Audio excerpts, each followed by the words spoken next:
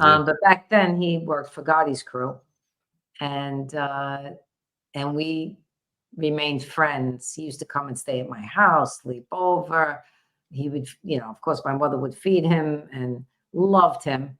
And when my father got wind of it, he sent somebody to tell Louis to stay away.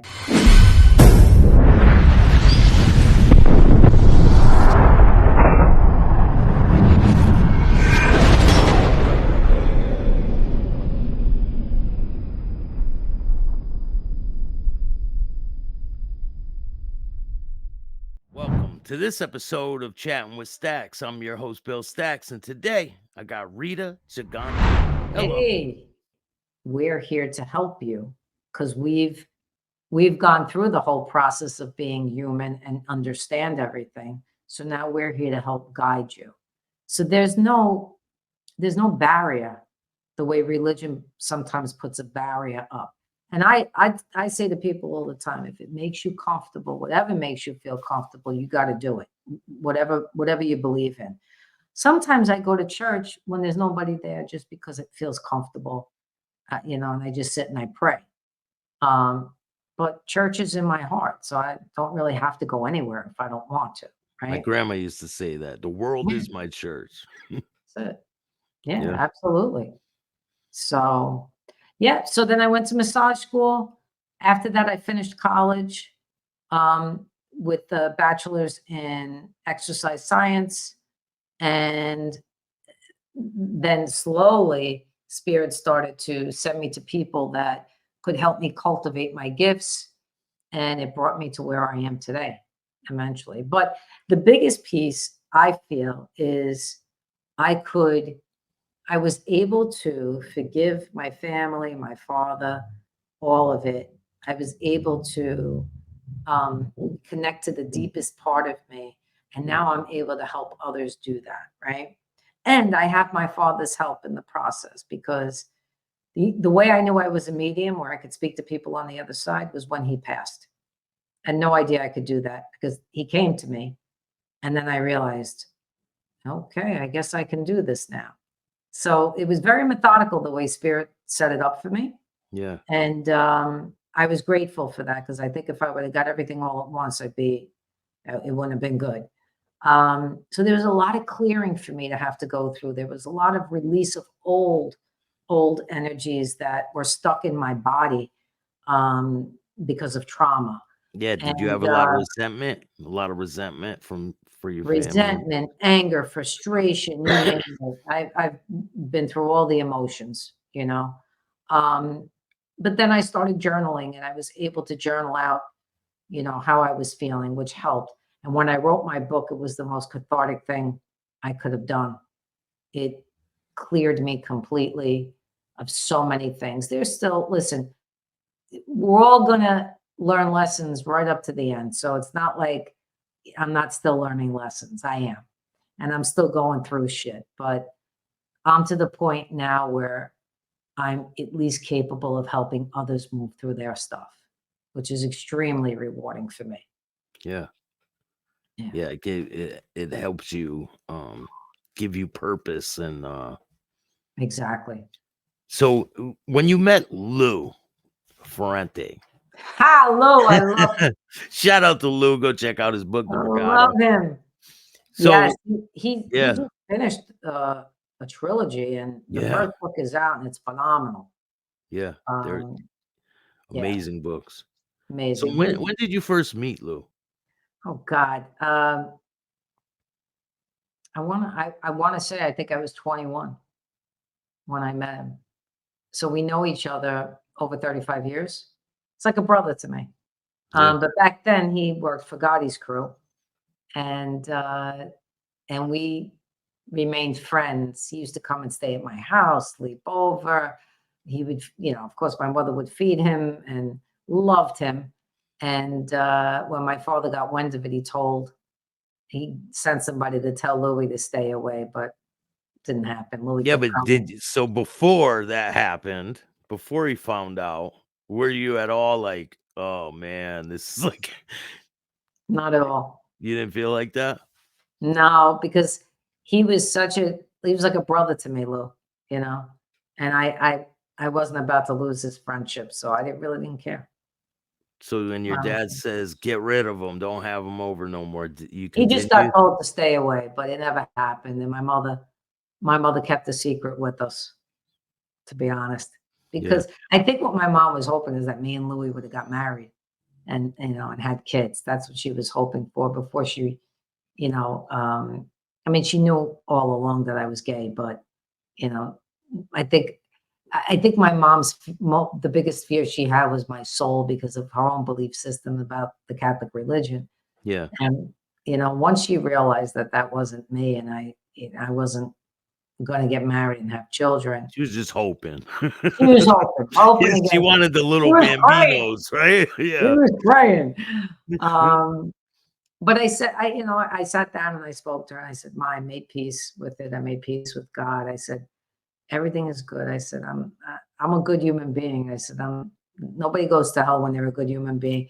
And I said to her, "I know you don't believe this, Mom, but there is no hell."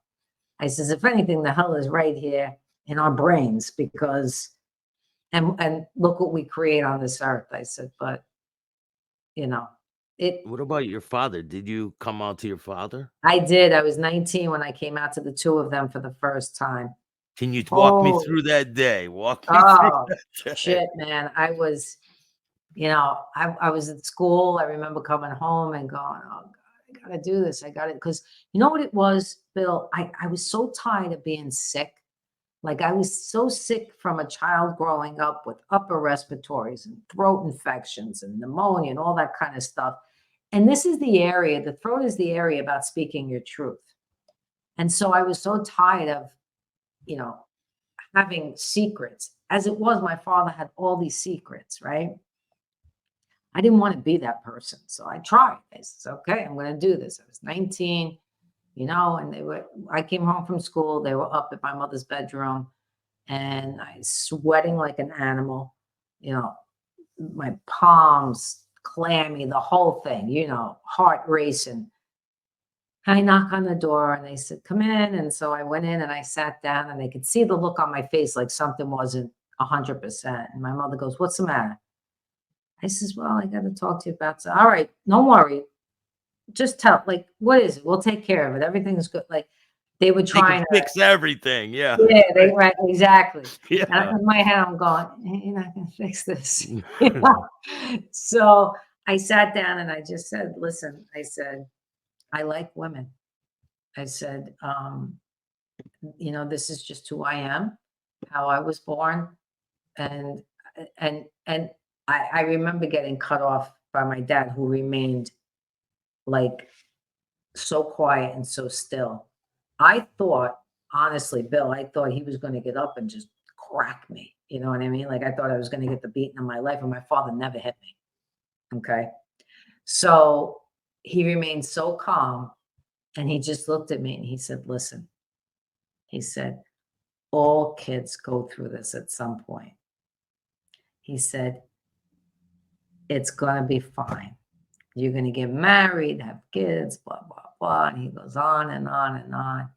And then he says, "And I don't want you hanging out with your friends anymore," meaning my girlfriends anymore. So I realized in that moment, if I could have just taken those fucking words back, because I knew that watching his energy was scarier than if he got up and hit me. It was like this, he gave me this look.